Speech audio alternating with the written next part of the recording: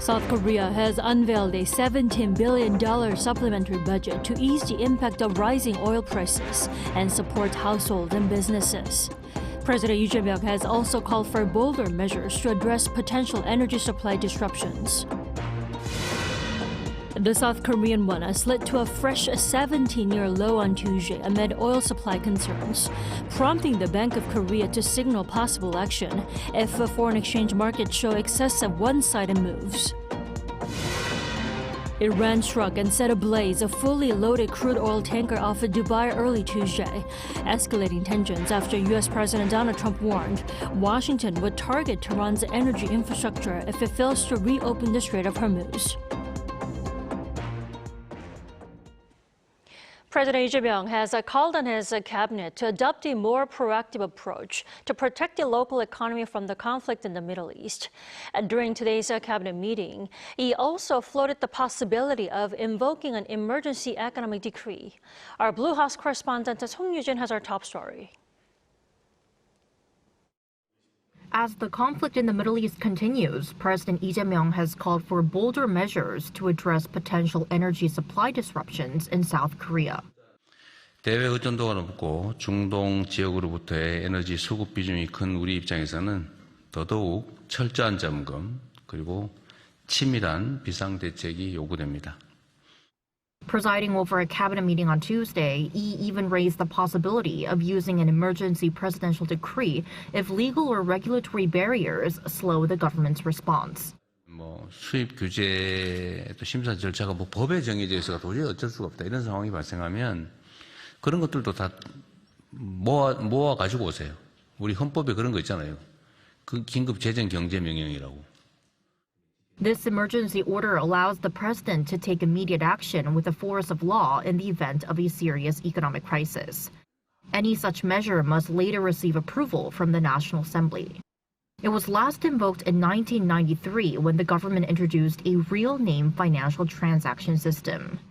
Lee's remarks come as the government looks for alternative supply routes following the closure of the Strait of Hormuz, through which around two-thirds of South Korea's crude oil imports pass. The president also pushed back against claims that the situation in the Middle East could trigger a rise in the price of everyday essentials, particularly garbage bags. The bags are made from polyethylene, which is produced using naphtha refined from crude oil.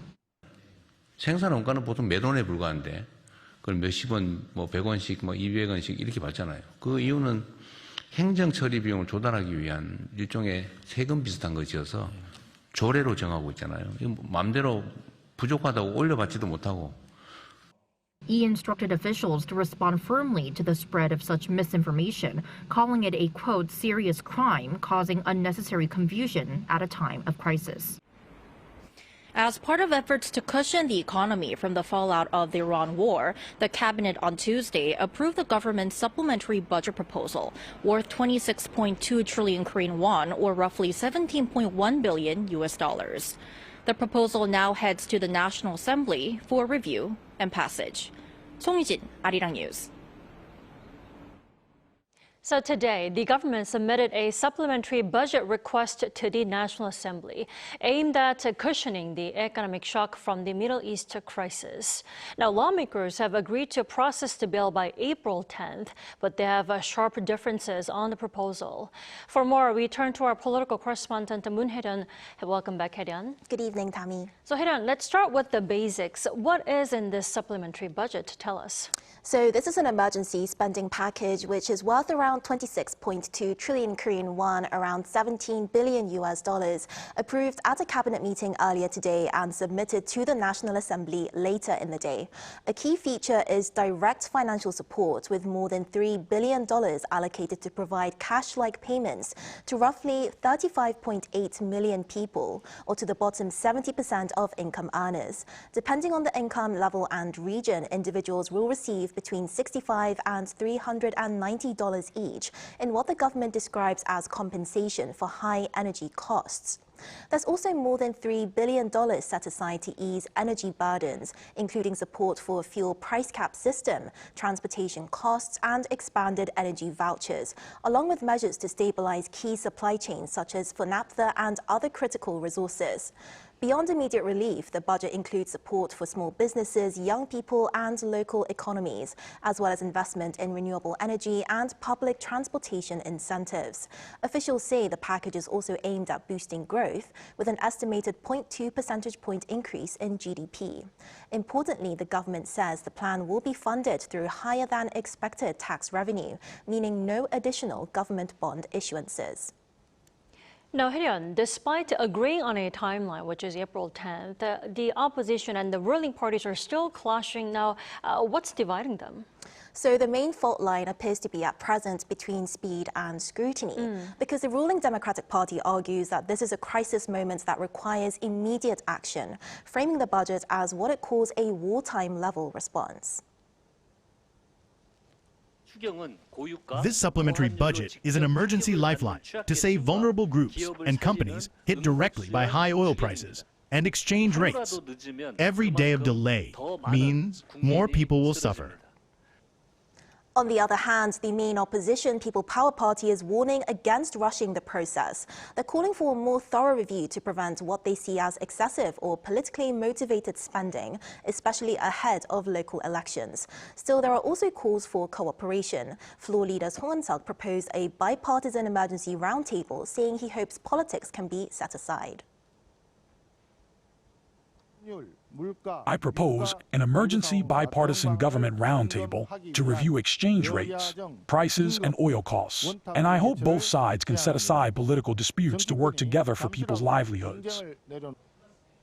There's also some disagreement over how that support should be delivered. The DP is pushing for broader stimulus measures, including local currency vouchers and direct support payments to boost domestic consumption and help struggling households. They argue that this will revive local economies and provide immediate relief. But the PPP strongly opposes what it calls cash handouts, instead advocating for more targeted support, like fuel tax cuts and assistance focused specifically on energy-vulnerable groups. They're concerned that indiscriminate spending could worsen inflation or fiscal conditions. So even though both sides agree on the need for a budget, how that money is spent remains a major sticking point. I see. Now, Hye-ryun, finally, walk us through what happens next in the National Assembly. So now that the bill has been submitted, the review process will now begin in earnest. President Lee Jae-myung is set to deliver a policy speech on April 2nd, followed by government interpellation sessions on April 3rd, 6th and 13th. The budget will then go through detailed scrutiny at the National Assembly's Special Committee on Budget and Accounts on April 7th and 8th. Lawmakers have agreed to put it to a vote in a plenary session on April 10th, but given the deep divisions over both the scale and the structure of the spending, negotiations are expected to be intense right up to the deadline. Indeed, we'll be closely watching those developments. Hye-ryun, thanks for coming in tonight. Thank you for having me. And amid escalating Middle East tensions, the South Korean won plunged to a 17-year low against the U.S. dollar today. With the currency down more than 6% this month, the central bank is signaling readiness to step in if needed. Park Jun-han reports. The Korean won has weakened further against the U.S. dollar as fears grow over the economic impact of conflict in the Middle East. The won extended a 5-day spiral during trading on Tuesday, closing the day at its lowest level since the March 2009 global financial crisis. In March alone, the $1 exchange rate went up by 6.83% to close at 1,531. This follows a warning from President Donald Trump that the U.S. could target Iranian power plants and energy facilities if a deal to end the month-long conflict isn't reached. Oil prices have continued to rise, with WTI crude jumping over 3% to above $102 per barrel, the highest closing price since 2022. The weakening of the Korean won is attributed to money flowing into the traditional safe haven dollar during times of heightened uncertainty. If the situation in the Middle East continues and produces a prolonged period of stagflation, it will be difficult for the exchange rate to fall below the 1,501 level. Because Korea has a high dependency on oil coming from the Middle East, the exchange rate is likely to remain in the 1,501 range for the time being, although it should decline over the longer term. Against this backdrop, the Bank of Korea on the same day said it stands ready to take additional action if the foreign exchange market shows excessive one-sided movements. This came after the central bank revealed it had net selling of around $22.47 billion in the foreign exchange market during the fourth quarter of 2025 to stabilize the local currency. The amount is approximately 13 times more than what it spent in the third quarter. The nominee for the Bank of Korea's new governor, Shin Hyun-song, said there were no major concerns over the current level of the Korean currency, emphasizing that dollar liquidity remains ample. Shin is set to take over after the current governor Lee Chang-yong ends his term in April if appointed. These days, many people tend to link the exchange rate to concerns such as dollar liquidity or capital outflows. But although the exchange rate is high, dollar liquidity remains quite ample at the moment. However, the governor nominee did mention that the situation in the Middle East is a key short-term risk factor. He added that rising oil prices are putting upward pressure on inflation while also posing downside risks to the local economy. Park Junan, Arirang News. And with the closure of the Strait of Hormuz being prolonged, the government is also looking to help out domestic oil refiners by lending up to 20 million barrels of its crude oil reserves. Kim Do-yeon has more. To prevent potential supply disruption, South Korea has launched a strategic petroleum reserve swap program. Starting Tuesday, the government is lending crude oil from its strategic reserve to the country's 4 major oil refiners. In return, the refiners will reimburse the state with the borrowed crude volumes at a later date. It is a system whereby the Korea National Oil Corporation will provide crude from its strategic reserves after verifying the refiner's inbound shipment and reviewing its feasibility. Once the vessel arrives in the country, KNOC takes that crude oil. We will operate the strategic reserves flexibly. The initiative bridges a critical transportation gap. Refiners are securing alternative crude from countries like Brazil and Kazakhstan to bypass the Strait of Hormuz, but those shipments take up to 3 weeks to arrive. The swap program provides immediate access to state reserves already in the country. Following an initial 2 million barrel contract on Tuesday, refiners plan to request a total of 20 million barrels. The industry ministry stated that refiners have already secured at least 20 million barrels of alternative crude. With actual arrivals by June expected to far exceed this mark, domestic supply is projected to remain completely stable through the first half of the year. Supplies of other critical industrial materials, including helium, sulfuric acid, and ethylene, are also expected to be stable through June. However, officials warned that a prolonged conflict involving Iran and shrinking global supplies could threaten market stability in the second half. Regarding Russian naphtha, a domestic firm imported 27,000 tons on Monday. While other companies are seeking additional supplies, the ministry noted that further procurement remains uncertain. Kim Do-yeon, Arirang News. Now, disruptions to naphtha supply, a key feedstock for plastics, amid the Middle East conflict are beginning to ripple through everyday goods. As concerns over shortages grow, the impact is spreading to consumers and small businesses alike. Kim Jun-hong has this report. At a large supermarket in Seoul, signs reading "Standard garbage bags sold out" are posted across checkout counters. Surging oil and raw material prices amid the Middle East conflict have raised concerns over the supply of naphtha, driving panic buying. In South Korea, household waste is disposed of officially designated garbage bags. Usually garbage bags are available at the checkout, but today, they're all gone. The sudden sellout is catching many customers by surprise. I didn't bring a shopping bag, and I'm surprised the garbage bags are sold out. They were available just a few days ago, so I was planning to buy some. Though this is not a full shortage but a temporary supply strain driven by demand, consumer anxiety is evident in the data. Sales of designated garbage bags at a major supermarket chain rose nearly 4 times on year over the past week. As of last Friday, around 80 stores had introduced purchase limits per customer. Beyond garbage bags, concerns are mounting over possible shortages of disposable packaging, including containers made from naphtha-based materials. Rising costs are also putting added pressure on the food service industry. We offer takeout, so we rely on packaging containers, but rising prices are making them harder to find. If the conflict continues, supplies could tighten further, so I'm worried. Lee's situation reflects a wider struggle among small business owners.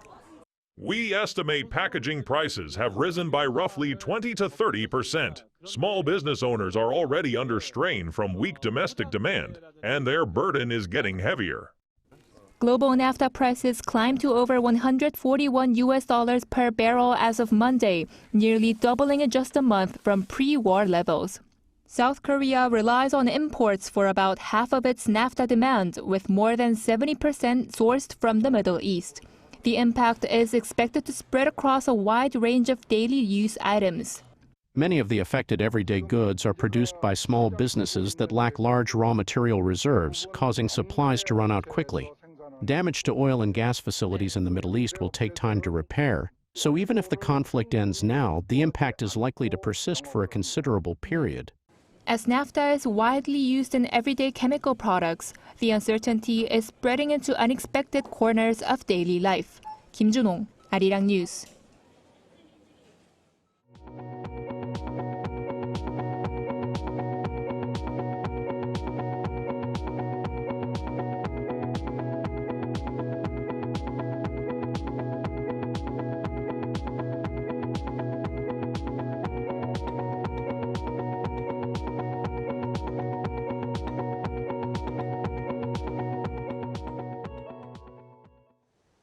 A conflict stretching into its second month with no clear end in sight. A drone and missile strikes continued overnight between Israeli and Iranian forces.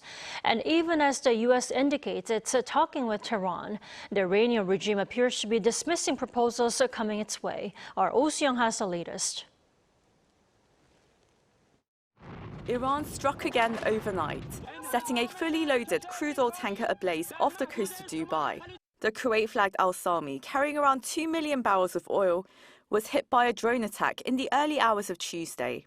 Dubai authorities say the fire has since been brought under control, with no oil spill and no crew injuries, but the damage to the hull is significant.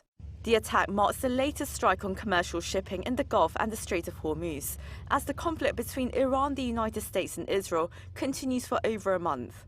Just hours earlier, US President Donald Trump warned Washington would obliterate Iran's power plants, oil wells and Hog Island, the hub for much of Iran's oil exports, if Tehran does not reopen the Strait of Hormuz by April 6th. Trump issued a 10-day pause to postpone planned strikes on Iranian power plants and energy infrastructure.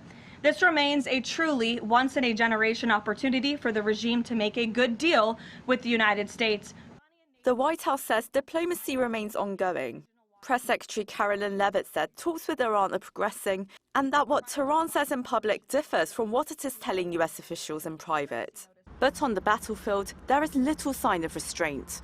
Iran-backed Houthis have joined the fight, launching missiles and drones towards Israel, while Turkey says a ballistic missile fired from Iran briefly entered its airspace before being intercepted by NATO air defences. Israel, meanwhile, says it's continuing strikes on what it calls military infrastructure in Tehran and Hezbollah-linked sites in Beirut. Explosions were reported in eastern and western Tehran overnight, with local media saying some districts suffered power outages, and a separate strike on a Shiite congregation hall in Zanjan reportedly killed 3 people and injured 12. Washington is meanwhile increasing pressure on the ground. Media reports indicate thousands of troops from the US Army's 82nd Airborne Division began arriving in the Middle East earlier this week, part of a broader reinforcement that could widen Washington's options, including a possible ground assault, even as talks continue. Iran says it received US proposals through intermediaries after talks involving Pakistan, Egypt, Saudi Arabia and Turkey. But Tehran has dismissed those ideas as unrealistic, illogical and excessive. Oh Seong, Arirang News. President Lee Jae-myung discussed the Middle East conflict and its economic impact during talks with a delegation of U.S. lawmakers at the Blue House on Tuesday. According to Blue House spokesperson Kang Yoo-jung, both sides agreed on the need for close communication and cooperation in responding to the crisis. He also called for legislative efforts to help ensure the stable stay of Korean nationals working in the U.S., stressing this is key to the smooth implementation of Seoul's multi-billion-dollar investment pledge in the country. Now, the 6-member delegation is a part of the bipartisan U.S. Congressional Study Group on Korea. The groups also met with former Presidents Moon Jae-in and Yoon Suk-yeol during previous visits to South Korea. And President Lee Jae-myung says he hopes to expand the partnership with Indonesia in defense industry cooperation, noting the two countries' joint development of the KF-21 fighter jet. That is, according to his interview with an Indonesian media outlet ahead of his summit with Indonesian President Prabowo Subianto in Seoul on Wednesday. He expressed hopes to expand bilateral cooperation in the development of naval vessels and air defense systems. He added that Prabowo's state visit will serve as a new milestone for bilateral relations, highlighting the roles of the two countries amid a complex poly-crisis on a global level. Now, the two leaders are expected to discuss a partnership in trade, security, AI, and critical minerals. The National Assembly has passed around 70 bills aimed at stabilizing the economy and people's livelihoods through a bipartisan agreement. Following a plenary session on Tuesday, major bills, including foreign exchange stability bills, which propose amendments to address the weak Korean won amid volatile geopolitical tensions, were passed. Now, this legislation aims to encourage Korean investors to bring overseas funds back into the domestic stock market. Lawmakers also approved a revision to officially designate May 1st, Labor Day, as an official public holiday. Once the amendment is finalized through a cabinet review, the change is to take effect immediately. The National Assembly also passed revisions to introduce a formal victim protection system to the anti-stalking law. In other news, backed by 50 countries, a joint resolution on North Korea's human rights has been adopted over in Geneva. Now, the measure calls for improved treatment of North Koreans, while also urging renewed inter-Korean dialogue. Lee Soo-jin reports. The United Nations Human Rights Council has adopted a resolution on North Korea's human rights situation Monday in Geneva. According to Seoul's foreign ministry, South Korea was among some 50 countries co-sponsoring the document, which passed by consensus. After deep negotiations within government, we joined as a co-sponsor, based on our stance that we will cooperate with the international community to practically improve the North's human rights.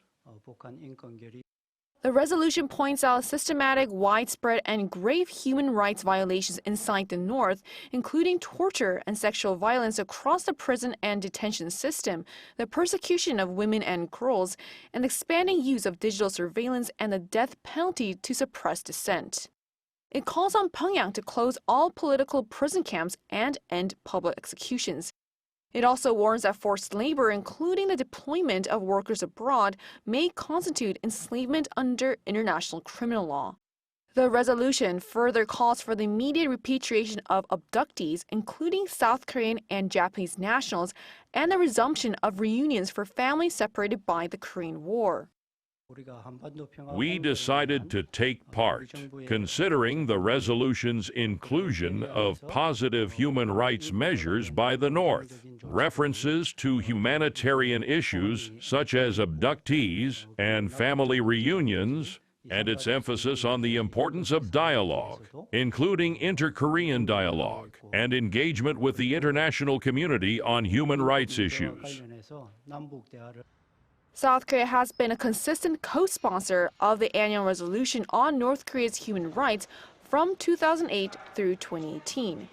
It sat out during the Moon Jae-in administration a period of inter-Korean engagement before rejoining under the previous administration in 2023. The Lee government has upheld this position while maintaining its policy of peaceful coexistence with the North, according to Unification Minister Chung Do-young on Monday. The Human Rights Council has passed a North Korea-specific resolution every year since 2003. Pyongyang has consistently rejected the measures, calling them politically motivated. Lee Soo-jin, Arirang News.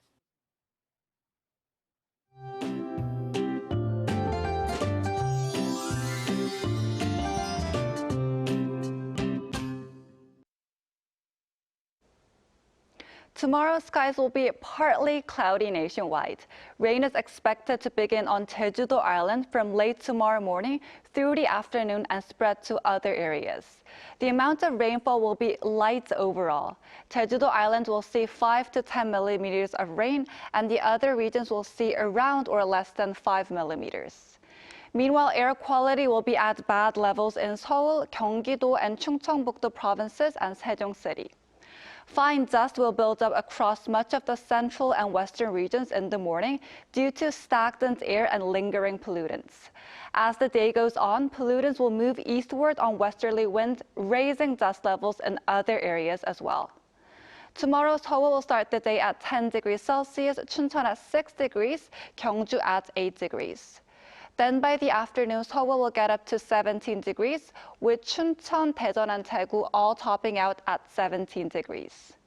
Mild spring weather will continue, with temperatures staying above average for this time of year. Now here's a look at the weather around the world.